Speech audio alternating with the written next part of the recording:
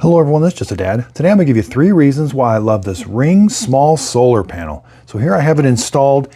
Reason number 1 is it's super easy to install. You simply mount the bracket with these 2 screws, loosen this up. I can adjust it left or right. It even has a place where you can wrap the cord around. You simply just slide the solar panel onto the bracket there. I can adjust it left or right, up or down. When I'm done, I simply just tighten this. It does come with these wire clamps.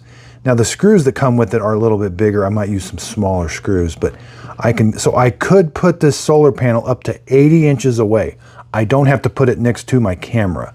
So if you have a place where there's more sun, and it's because you do want this facing the sun the majority of the day, and it does need direct sunlight to help keep the battery charged on the inside.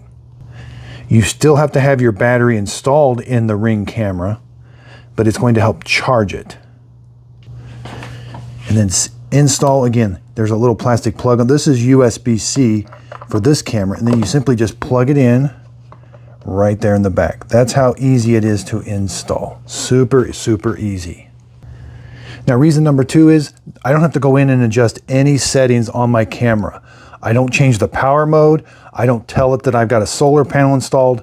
I don't have to do any of that. I just simply install it and it's going to start working. Now, again, it doesn't power this. You still have to have the battery in. And during high usage, you are going to use battery, but you hopefully when the camera is not being used much, this solar panel is going to keep it nice and charged up. Now, it also works with this camera also.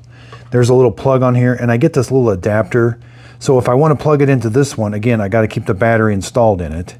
You simply push this on, and then you take that USB-C cable and you plug it in there. It's a watertight connection all around. So I can use it on multiple types of cameras.